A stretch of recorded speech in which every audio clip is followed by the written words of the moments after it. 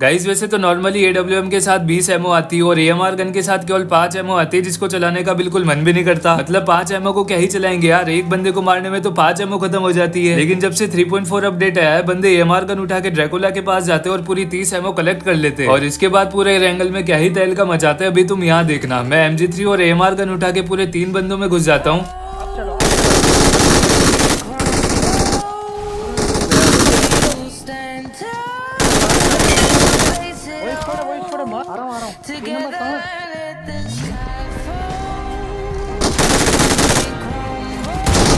अब यहाँ पर AMR का शॉट तो मिस हो जाता है, लेकिन एक बार ये वाला शॉट देखो जिसको 10 में से रेट करना।